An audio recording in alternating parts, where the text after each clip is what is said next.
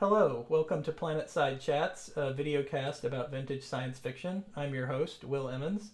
Today we're going to be talking about two stories, The Lovers by Philip José Farmer and Sojarr of Titan by Manly Wade Wellman. This is a special episode because we're celebrating the 70th anniversary of Philip José Farmer's groundbreaking story, The Lovers, which debuted in the August 1952 issue of Startling Stories. The Lovers represents the beginning of Philip José Farmer's xenobiology phase and a breakthrough in mainstream science fiction in terms of sex. The Science Fiction Encyclopedia has this to say about Philip José Farmer. In all his work, Farmer is governed by an instinct for extremity, sometimes impish, sometimes flat-footed, but in its most telling enactments, arousingly transgressive.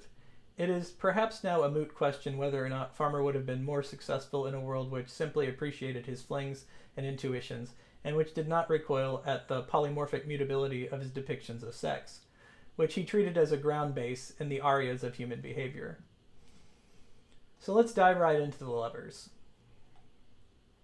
Humans from a post-apocalyptic superpower called the Hygic Union have come to a new planet called Ozigen. The Hygic Union is a stirch, state plus church, with totalitarian control over its citizens' lives and minds. Citizens are monitored by a system of guardian angels who make sure they are not having what are called unreal thoughts or committing what are called unreal acts. While maintaining falsely friendly relations with the Ozigenians, the Hygic Union is planning to commit genocide on the planet to make room for settlers. The Ozigenians are chordate arthropod people, descended from regular arthropods, but they have their bones on the inside, and they have a spine. The Earth people call them Wogglebugs, or Wogs, after Dr. Wogglebug, a character from the Oz books that they resemble. Notably, there used to be a human community on Ozigen that the arthropod Ozigenians killed off in a war. The story opens with our human hero, Hal Yarrow, his guardian angel, Pornson, and the Wogglebugs, Phobo and Zugu, driving through the countryside to get to the ruins of a human settlement. Phobo is an empathist whose antennae allow him to feel and quickly discharge other beings' emotions. This is important because while the Earth people are more technologically advanced, the Ozigenians have much more well-developed psychological sciences. The four spend the night at the human ruins where Hal Yarrow is clandestinely contacted by a beautiful, seemingly human woman with red lips named Jeanette.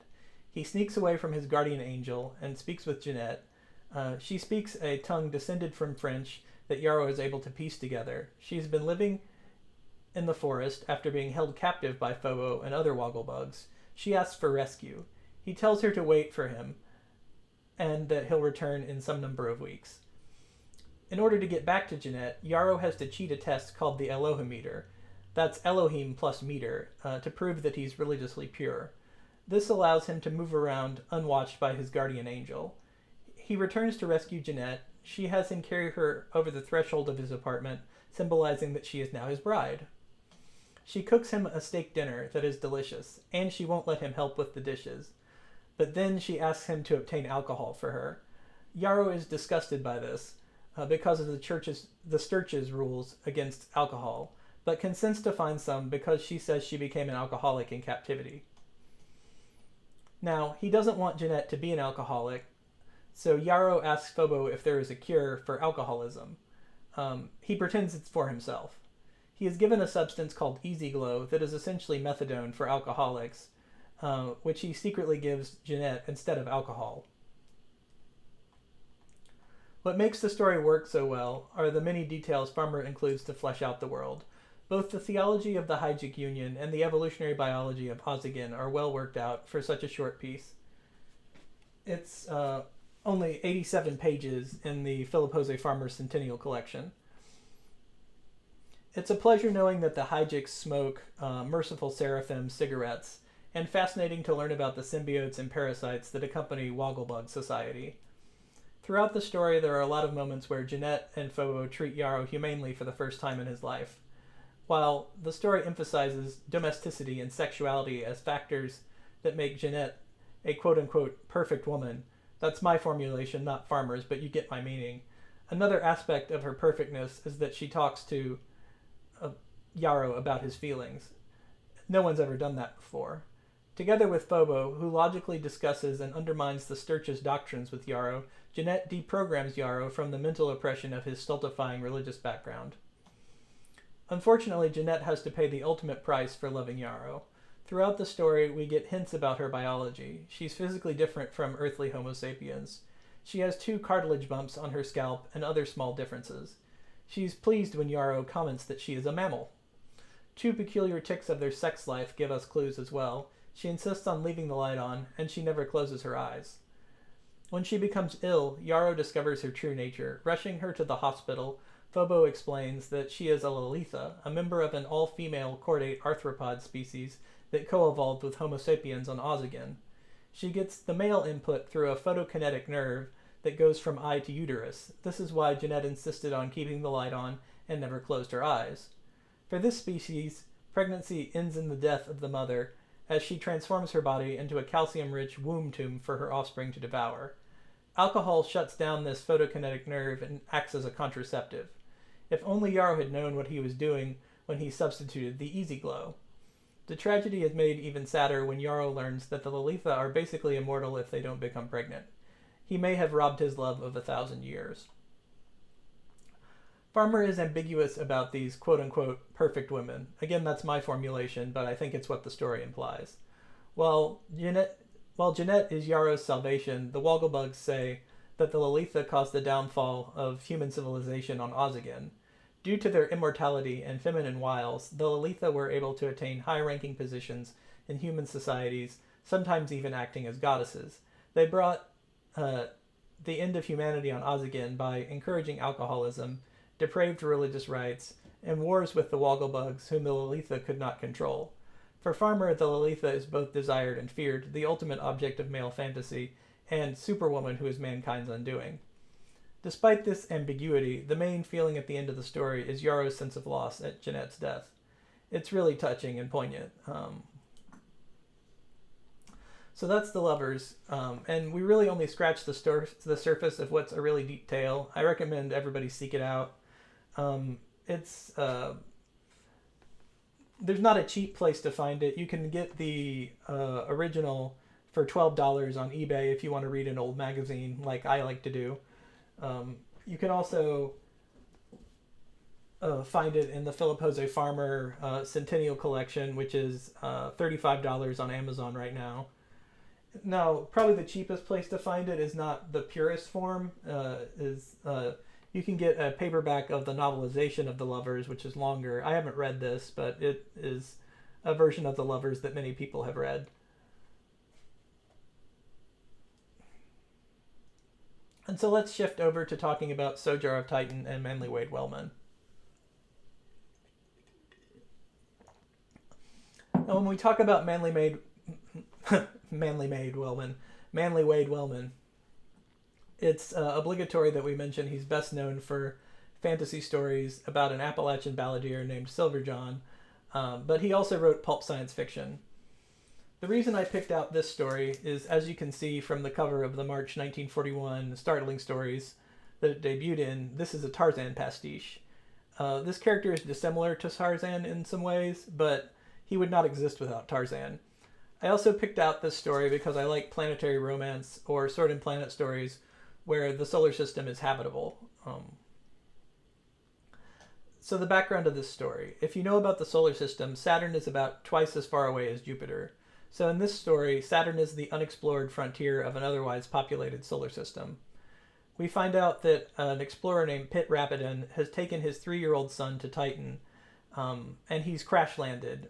We get this information from people who are watching from the Jovian moons, and they see the signals that are sent up from the ship as it's crashed. People assume that both Pitt Rapidan and his son Stuart Rapidan have died, but another rocket man named John Kaiser vows to go in 20 years when the alignment's right. But he's motivated by prize money more than anything. Then we get a scene on the rocket right before it crashes where the father is strapping the son into what's essentially like a hammock that can withstand velocity, and tells him he's a good little soldier. And the phrase "good little soldier" sticks in the mind of the 3-year-old, and later he is referring to himself as Sojarr, which is how he comes up with that name. The father is killed in the crash, but the son survives, and this is where he's a little bit unlike Tarzan. Where Tarzan survived his parents dying because he was adopted by a great ape who suckled him, this 3-year-old is able to just survive in the jungles of Titan on his own to adulthood because he is just the best or something like that.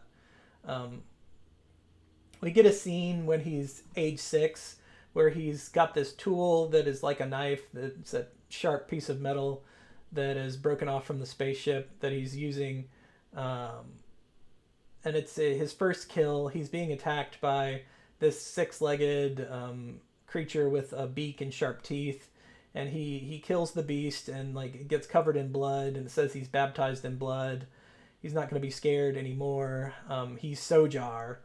And from there, he raises himself to manhood, listening to the radio in the crashed spaceship, so he's able to retain some English. But there's other things going on this overgrown world of Titan. There's a group of fair-haired, fair-skinned, car-dwelling humans, and they, go all around the world on cars. They're made of wood, but they're powered by an internal combustion engine that was smelted from meteorite metals. And there's a similar group of these spider ape people called Truags that also dwell in cars. And they fight each other with swords and armor and one-shot pistols. They sow salt in the paths of their cars so that the plants don't overgrow them, but they can't build buildings because those buildings would become overgrown. Eventually, a group of these fair-haired, fair-skinned people come across Sojarr, and they're a little bit freaked out by him because he has dark hair. That's not a trait that is known on the planet. But he wins them over to himself by proving himself in battle against the Truags, and he rescues this warrior woman named Vara, who's the only warrior woman on the planet. And her father is the head of another one of these small groups of people. So they're able to get these two small groups of people together, and eventually they're attracting more and more groups of these car dwellers together and form a nation called the Swords of Sojarr. We'll take a moment to discuss the mythology of these people. They believe in these beings called the Kai that came from the sky and taught them everything they knew and planted the jungle. This becomes important when this guy from earlier, John Kaiser, shows up with a crew, having safely made the landing on Titan 20 years after Sojarr first arrived there. And it gives us a little bit of a shift in perspective. We learn that all the plants on the planet are large versions of Earth plants. So that's kind of interesting. With the crew comes a 17-year-old girl named Ursula Kaiser, and we get a love triangle between her, Sojarr, and Vera that is a little bit interesting. Sojarr, even though he thinks these beings might be the Kai, he thinks that maybe he's a Kai too because they speak English, which he knows. He wants to intimidate them, so he gets together his army and surrounds their little spacecraft that they've landed. Unfortunately, he doesn't know anything about automatic weapons, and there's just this huge massacre of the Swords of Sojarr, so Sojarr is discredited as the leader of his people for a while.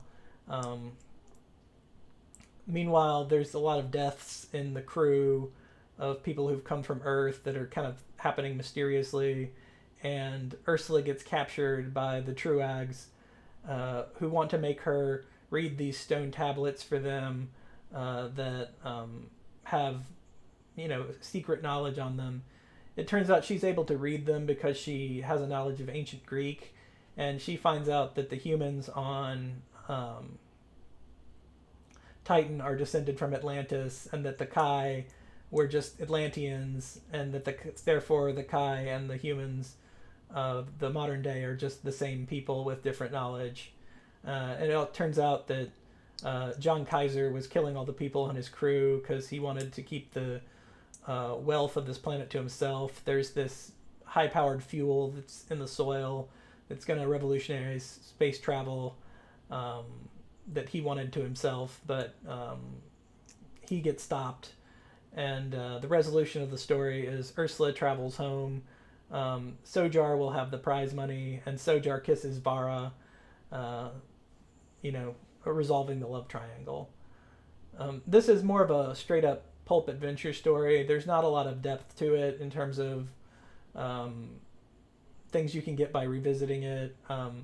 It's mainly interesting as a Tarzan pastiche, and even there, it doesn't have the feral man raised by animals aspect of it. So I would recommend, if you were interested in this story, maybe just reading Tarzan of the Apes instead. It's better. So that's Sojarr of Titan. Anyway, I appreciate you all spending the time with me today, and that'll be our show this week. You have a good one.